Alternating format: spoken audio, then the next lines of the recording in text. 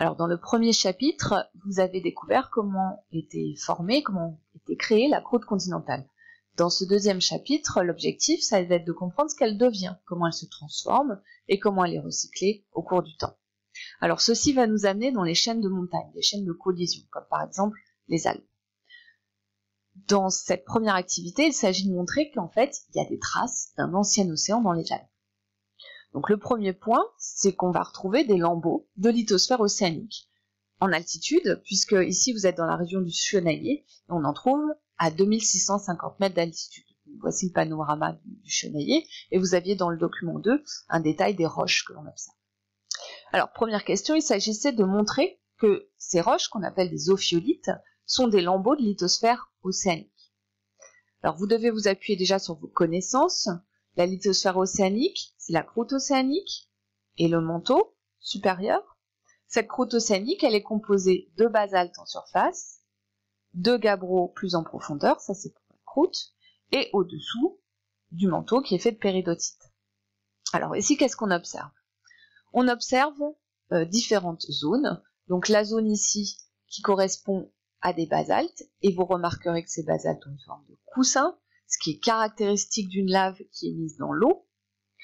Ces basaltes surmontent des gabbros. On voit ici les minéraux de pyroxène et de plagioclase en blanc. Ces roches basaltes et gabbros correspondraient donc à de la croûte océanique. Et au-dessous, on va retrouver ici de la péridotite qui est métamorphisée, qui est transformée, on dit serpentinisée, mais on retrouve bien donc l'assemblage de trois roches qui correspondraient à des restes de lithosphère océanique.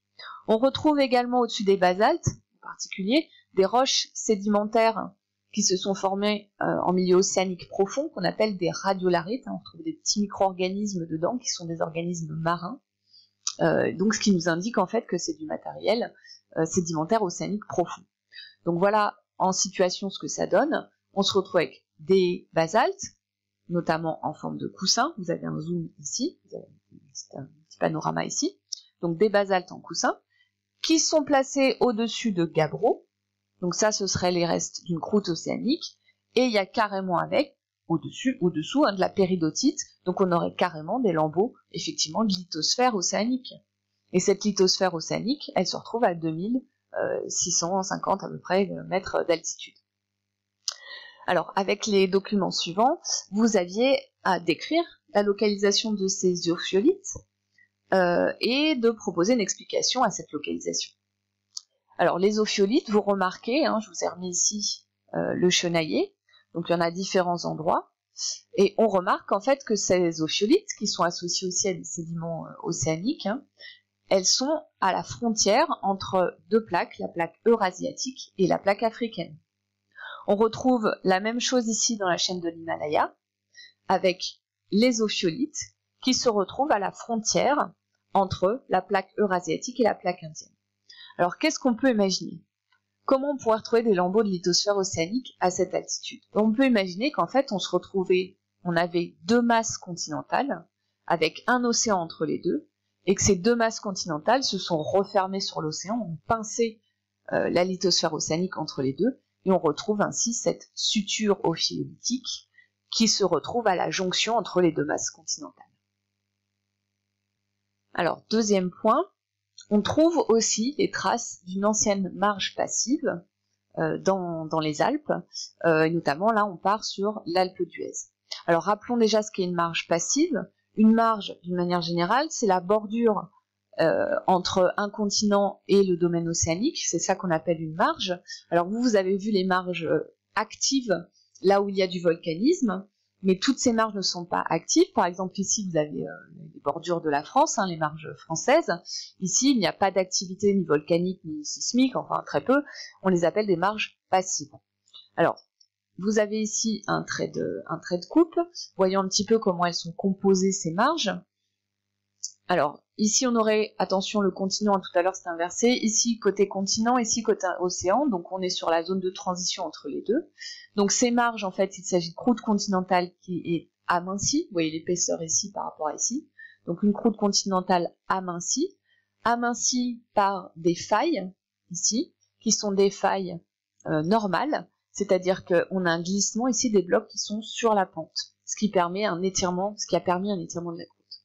Donc des croûtes continentales amincies par des failles normales, avec des sédiments, ici on est sur de la faible profondeur d'eau, donc des sédiments typiques des zones de faible profondeur. Donc ça c'est ce qui caractérise les marges. Alors voyons au niveau de l'Alpe d'Huez, si on retrouve, quels sont les arguments, vous aviez indiqué quels sont les arguments pour dire qu'ici on a affaire à une marge. Alors, vous avez ici un panorama au niveau d'une zone de l'Alpe d'Huez et la carte géologique simplifiée, et vous aviez également la correspondance de la zone vue en coupe. Alors, je préfère ce document. Donc voilà, ici on va travailler en particulier sur la faille qui sépare ici le lac Besson du lac Noir. Donc on travaille sur cette faille ici. Alors qu'est-ce qui nous permet de dire que cette zone est une zone de marge passive? Eh bien, si on regarde la nature des failles, on a affaire ici, alors vous voyez la faille, on repère le bloc qui est posé sur la faille. Donc c'est le bloc qui est de ce côté-là. Celui-ci, il est sous la faille, un peu comme si vous aviez le toit d'une maison. Là, on est sur le toit. De ce côté, on est sous le toit. Donc si on regarde le bloc qui est sur la faille, il a glissé le long de la pente. C'est une situation qui est normale. Donc ça caractérise les failles normales. Or, pour avoir cette situation, c'est qu'il y a eu un étirement de la croûte. D'autre part, il s'agit bien de croûte continentale, puisque ici, on a affaire à du granit. Donc on a de la croûte continentale, des failles normales, et on retrouve dans cette région du lac Besson des sédiments qui sont des dolomies et des grès. Or, dans les documents, on vous indique que la dolomie, c'est une forme de calcaire, et que cette dolomie est typique des milieux océaniques relativement peu profonds. C'est ce que vous avez pu voir dans le document 4. D'autre part, on a affaire à des grès, qui sont des roches sédimentaires qui proviennent de l'érosion des continents. Donc ce serait amené par des fleuves et ça se déposerait dans l'eau de mer. Donc on a affaire ici, notamment avec les dolomies, à des sédiments océaniques peu profonds. Donc de la croûte continentale amincie par des failles normales, qui indiquent que ça résulte à l'époque d'une divergence. Aujourd'hui tout ça ne bouge plus, c'est passif. Et on a affaire à des sédiments océaniques peu profonds. Il s'agit des témoins d'une marge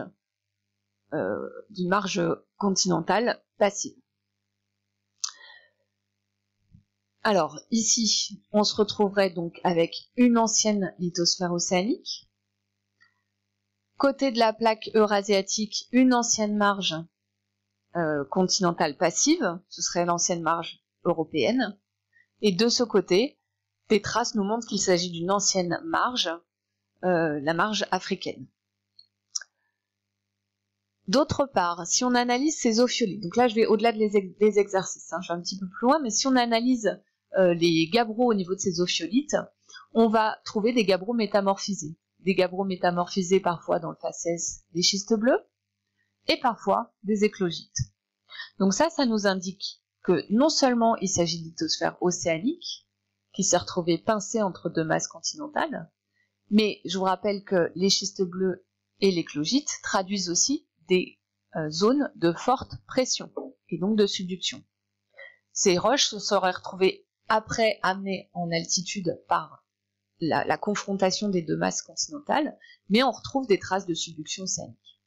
Donc le scénario va être le suivant, ce serait d'imaginer qu'on avait deux masses continentales, la plaque eurasiatique ici, la plaque africaine, avec entre les deux un océan qui va se retrouver refermé par la subduction. Alors on peut orienter cette subduction, puisque les éclogites, on les trouve plutôt du côté de la plaque africaine, ensuite les schistes bleus, ensuite les schistes verts. Donc on voit qu'il y a un gradient ici de métamorphisme, un métamorphisme qui traduit des roches qui ont été amenées de plus en plus en profondeur quand on va vers la plaque africaine. Donc ça laisserait entendre le scénario suivant, qu'on avait ici la plaque eurasienne, jusqu'ici, délimitée par la fosse, et de l'autre côté une plaque africaine. Donc deux masses continentales séparées par un océan. Au cours du temps, la subduction fait que ces deux masses vont se rapprocher et la lithosphère océanique se retrouve prise en subduction, s'enfonce dans la sténosphère. Mais il arrive un moment où, quand l'océan est refermé, on va se retrouver avec deux masses continentales qui s'affrontent, une marge passive, une marge active, et les deux s'affrontent.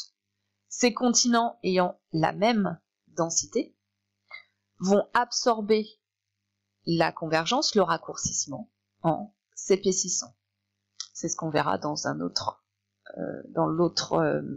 activité où vous verrez les traces de ce raccourcissement et de cet épaississement. Donc voici pour le scénario en fait de formation des chaînes de montagne.